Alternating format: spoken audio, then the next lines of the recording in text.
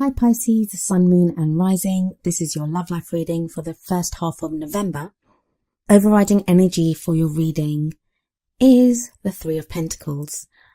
Very heavy kind of Pentacles energy coming up in this reading. Now that seems to be the case for just about everyone that I've read for so far. It doesn't mean that that's always to do with like practical things like making money or work and stuff. After all, this is a love life reading. So it can be the practical side of love. So maybe this is the energy that's coming through here is about planning for the future. What is the future that you want? What is the foundation that your love life is built on? These are important questions to ask yourself and to consider when dealing with your love life in this first half of November. The first card that comes up for the main spread is the Ten of Wands. Very much tells me that many of you might be feeling really overburdened at this time, like you have so much going on. You might have been working really hard towards something to do with your love life. It just feels like you have too much on your plate, or maybe that it's become too much. Tens are the end of a cycle. So whatever that cycle is that's been causing you, that you've been working so hard at, it is now coming to an end. And the advice that the Ten of Wands has for you is, remember why you started doing it in the first place. Remember why you started directing so much of your own energy towards this relationship or ideal of love or person. What is it that made you do that? Ask yourself that and reconnect with that. The other thing that I think a lot of you Pisces are being asked to do is, while you have that feeling overburdened with commitments, responsibilities, like you've just got so much on your plate right now, and it seems to be to do with your love life, you're being asked to reconnect with the innocence of love, because you have the Page of Wands that's crossing it. Like, it's stopped being fun. Your love life has stopped being fun. Now, this isn't just for people that are in relationships. This can be if you're single as well. Like, dating's supposed to be fun. Getting to know new people is supposed to be fun. Looking for love, it's supposed to be fun. At its very essence, it's supposed to bring us joy. It's supposed to, make us feel good. And for whatever reason, that feeling like there's so much on your plate right now, or dealing with so much, it's taken that kind of more lighter, more fun energy out of it. It's taken that away. Not taken that away, but it's just, that's not there at the moment. You're not experiencing that spark of fun or joy or whatever it is. I keep saying fun. I don't know why it keeps coming up as fun, but I don't mean just fun. I also mean just the lighter side of love. That seems to be missing at the moment. If you're in a relationship, it might be that while you've been working at stuff together, you're not reconnecting on a lighter level. When's the last time you did something just for the joy of it? So that might be something worth considering as this half-month period goes forward. When you're planning for your future, when you're planning where you want your love life to go from here forwards, don't just plan in like, oh, I want us to get married or to have a house together or to start a family. Try to think of where you want to be as people connecting with each other as well. That spark of creativity. What is it that you want to create together? Not just a family, but the kind of feelings and emotions and the energy that you want to create together as a couple. And that's whether you're with someone or whether you're looking for someone. In the past, you have the Ten of Pentacles. So another 10. You're definitely coming to the end of a cycle. So that's the second 10 that you've had come up here. Whatever practical work you've been doing towards your love life, you've probably been very good at it and you've done a good job of it. Now, that can be something as simple as you becoming really clear on what you want in your love life. Like having a look at past relationships and deciding, no, I don't want that again, or I liked that about this. And the Ten of Pentacles doesn't actually mean that, what I just said about having learned your lessons, but that seems to be coming up here for some reason. Because I'm seeing a completion of that cycle, but it's like the practical side of love. The practical needs for your love life. And that can be physical too, because pentacles are all to do with physical reality and not just like practical things like money and work and investments and savings and houses and those types of things. But it can be the physical side of love too. And tens are like reaching the peak of that. So you may have reached the peak of what it is that you want physically. Maybe you've moved somewhere to be closer to love or to have more of a love life. You've changed jobs, you've got enough savings set aside, or, you have money. It could even be something as simple as buying a subscription with a dating agency. So it's that kind of thing. Like, you've done what needed to be done, and there are rewards associated with this. Now, Ten of Pentacles is also about legacies.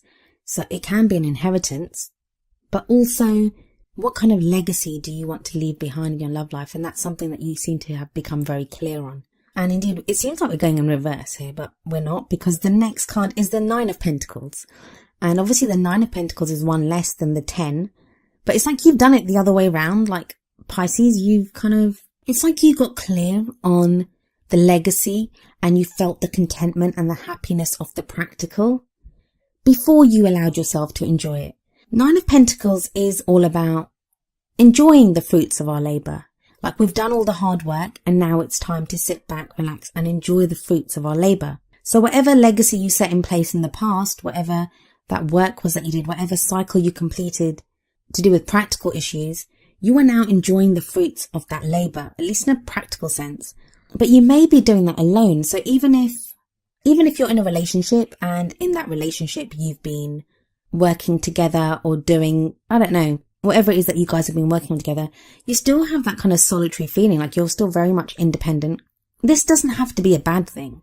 Maybe in the past you were always too reliant on your partner or being in a relationship, like that was your identity. And now it's more about you want to retain your own identity. You want to retain that independence. This may even indicate wanting to take some time out for yourself in your love life. Like the contentment of being alone or being by yourself for a little while at least. I mean, it's not like the hermit energy where you're trying to learn something about yourself. I think you've learned whatever it is that you needed to learn. This is more like you savouring that which you have worked at and that which you've enjoyed. It may be that some of you have been through a divorce and that Ten of Pentacles in the past was what you gained from that divorce. And I say gained, but like alimony or that type of thing.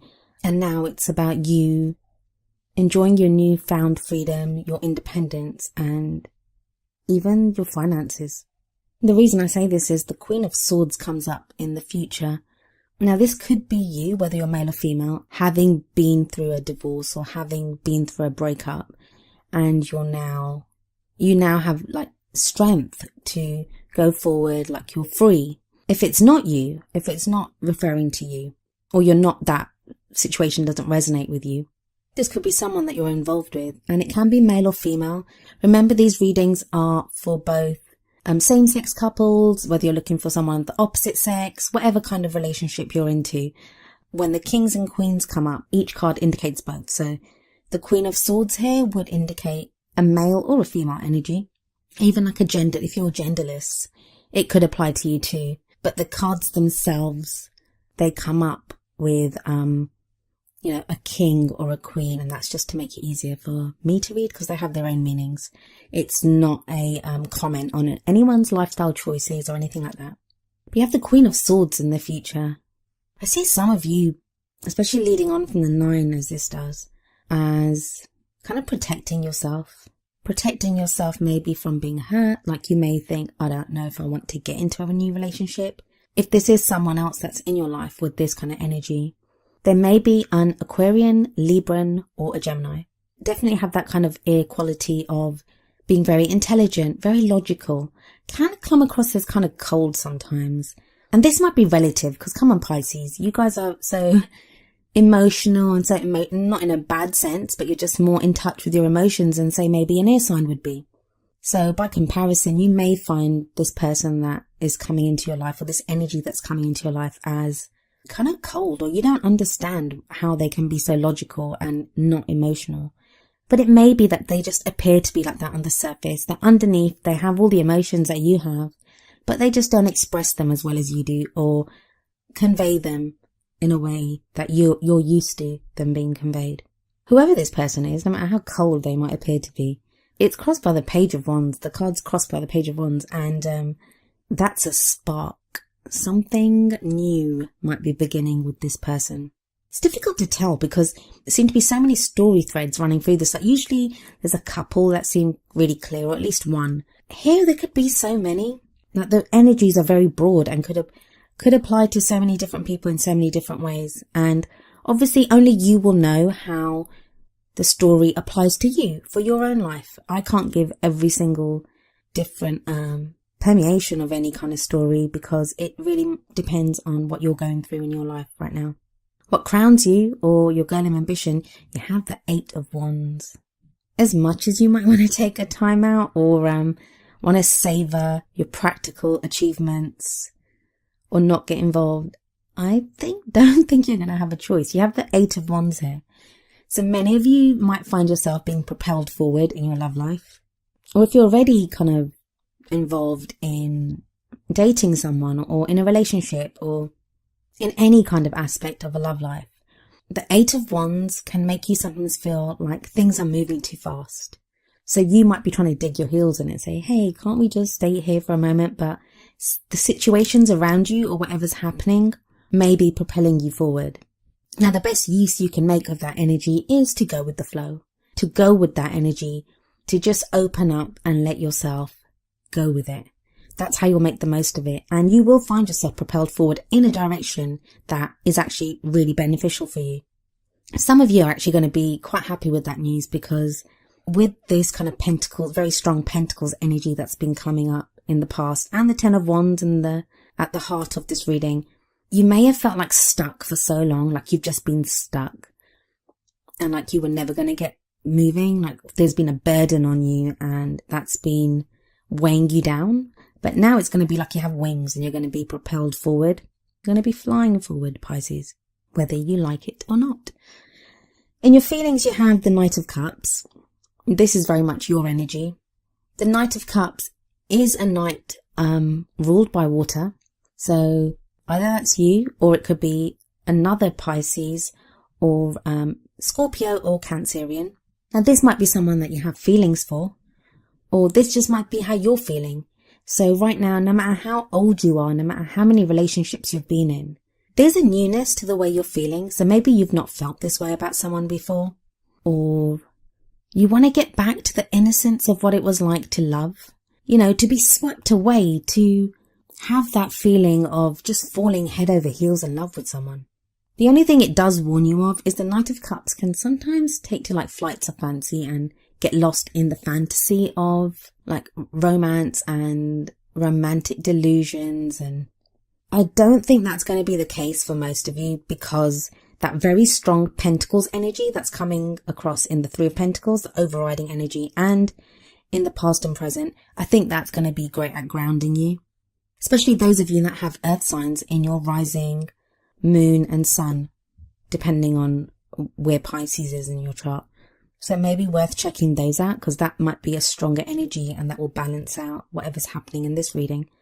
I wonder if for some of you, someone's coming back because you have the Judgment card in your outside factors. That is external factors or an energy that is playing out externally to your love life or something that you don't quite see yet, but it's like coming into being. And the Judgment card is about forgiving the past, letting go of the past. Whatever's happened has happened. You've learned from it. You've forgiven others. You've forgiven yourself if need be, and you're ready to move forward. But the Judgment card talks about transformation. So whatever that situation is, whatever's happened, it's left you transformed. This could also be an old love situation that comes back. But if it comes back, it's different. It's not the same. So if someone comes back into your life, they will be different. So if you want someone back, please understand that they will not be the same as they were. They'll be different. You'll be different. You are different from how you were. Even if it's not a specific person that's coming back, it may be that you're now put in a situation very similar to one that you were in before. But because you're different, you treat it differently and you can maybe make the most of it where you were not able to in the past. Hopes and fears, you have the Emperor. The Emperor is very much my way or the highway. He's the boss. He's the father. He's the one that takes control. He's known for sometimes being very rigid and very stubborn. And now those don't actually always have to be bad things. it may be that you need to now be in charge of your love life more. And by that, maybe in the past you let people kind of walk all over you, and now you've kind of learned, or you know, and you have the success with the 10 of Pentacles and the 9 of Pentacles. You have the independence to know that, well, if I get into a relationship again, or if I move forward in this relationship, if you're already in one, I'm going to be more in control. I'm going to voice my concerns. I'm going to, say my needs, be open about the things that I want. And that's important. It's not always about giving. Sometimes it's important to just say, hey baby, I need this, or, whatever it is that you want or need. Sometimes it can be really hard to be able to voice that. And that's an important lesson to learn, just to be able to say that I need this, or this is what I want from you to your partner. But that's hard.